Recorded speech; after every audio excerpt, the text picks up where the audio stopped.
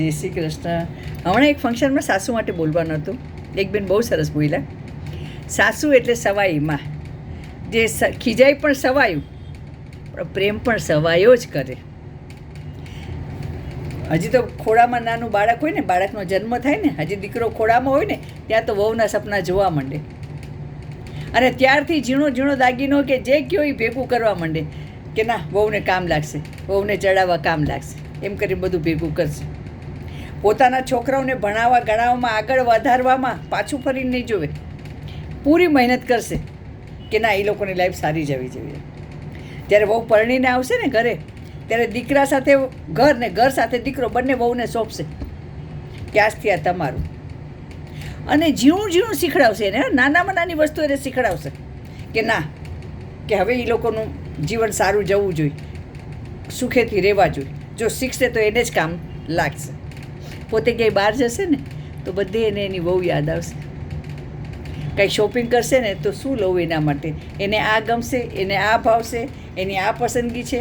દીકરો સાઈડમાં, પહેલાં બહુ યાદ આવશે અને બધું લઈ આવશે એના માટે. પોતાના માટે ખરીદી નહીં કરે, પણ વહુ પહેલાં.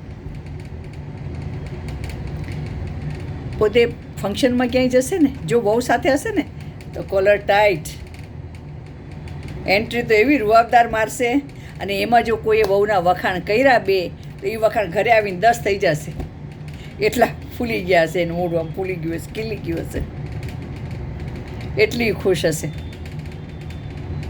અને સુવાવડ કેવી કરશે, જૂનવાણી ગણાશે, પણ ખવડાવવા પીવડાવવામાં, માલિશમાં, શેકમાં પાછી પાની નહીં કરે, પાછું વળીને જોશે નહીં. ભલે જેને જે બોલવું હોય બોલે, પણ મારે એને બરાબર સાચવી લેવી છે, એમ કરશે. અને છોકરાઓ તો આમ ખૂબ વાલા, હા, બહુ ધ્યાન રાખશે એના એ લોકોનું, પોતાના સંતાનનું તો. અને જો છોકરાઓ સ્કૂલેથી આવે તો જાળી દરવાજો ખુલ્લો રાખીને બારણામાં બેસશે. જેવા છોકરાઓ આવશે ને મમ્મી બૂમ મારશે ને, એ પહેલાં કહેશે ચૂપ ચૂપ ચૂપ ચૂપ, મમ્મી હમણાં સૂતા છે, એને સુવા દો બિચારાને, થાકી ગયા હશે, સવારથી કામ કરે છે, લાવ હું તમને ગરમ કરીને પીરસી દઉં. એને પીરસશે. અને દરેક સાસુને પોતાની બહુ ભોળી જ લાગે. મારી બહુ ભોળી છે, એને બધાય બનાવી જશે. અને એ ભોળી લાગે એના માટે થઈને એનો કડપ પણ વધી જાય અને એની શિખામણ પણ વધી જાય, એટલે ક્રોસ થઈ જાય. આજકાલના કોઈ સંતાન ભોળા નથી, બધા હોશિયાર છે.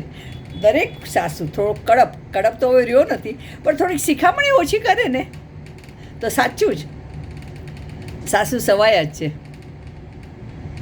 કેમ કે મા સાથે તો 20-25 વર્ષ રહીને આવે છે, પછીની તો આખી લાઈફ સાસુ સાથે રહેવાની છે, એટલે શિખામણ ઓછી. બરાબર છે. જય શ્રી કૃષ્ણ. કીપ સ્માઇલિંગ, બી હેપી, હસતા રહો, ખુશ રહો.